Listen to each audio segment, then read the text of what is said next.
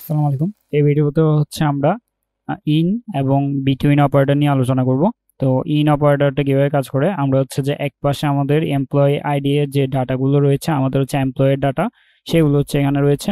And এই পাশে হচ্ছে আমরা সিকিউএল কমান্ডগুলো লিখবো। তাহলে হচ্ছে আমরা প্রথমে লিখবো কি সিলেক্ট লিখে স্টার্ট দিব, যাতে হচ্ছে আমরা সবগুলো অ্যাট্রিবিউটের মধ্যে আমরা নিয়ে আসতে পারি।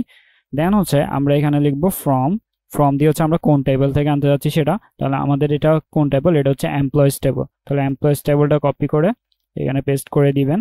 দেন হচ্ছে আমাদের এখানে ওয়্যার কন্ডিশনের মধ্যে আমরা হচ্ছে যে ওয়্যারের মধ্যে কন্ডিশনগুলো দিব। তাহলে এখন হচ্ছে আমরা কি দেখব, এই ভিডিওতে আমরা হচ্ছে যে ইন অপারেটর দেখব।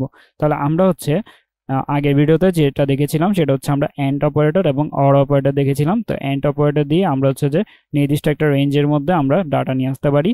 অ্যান্ড এখন হচ্ছে ইন অপারেটর দিয়ে আমরা যে স্পেসিফিক ডাটা, যাদের ডাটাগুলো দেখতে যাচ্ছি তাদেরকে নিয়ে আসতে পারবো।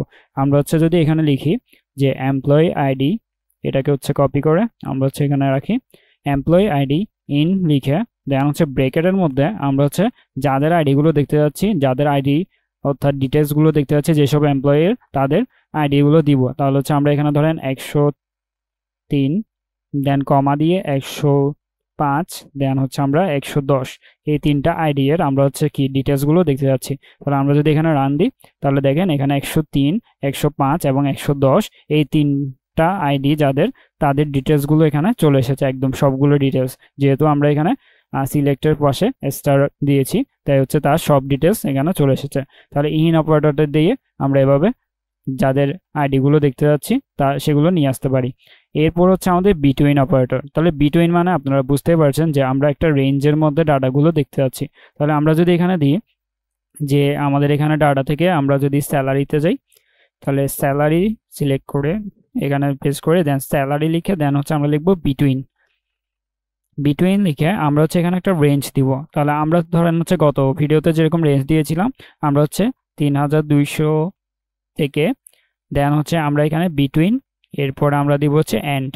তাহলে বিটুইন এত এবং এরপর হচ্ছে আমরা ধরেন হচ্ছে 9000 দিলাম।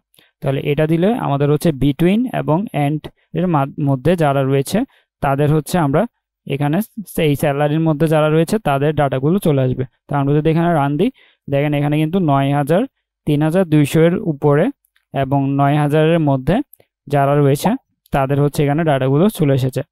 তাহলে হচ্ছে আমরা এখানে বিটুইন এবং এন্ড এভাবে কাজ করে যে আমরা একটা রেঞ্জের মধ্যে যদি ডাটাগুলো দেখতে চাই, তাহলে হচ্ছে আমরা এভাবে দেখতে পারবো।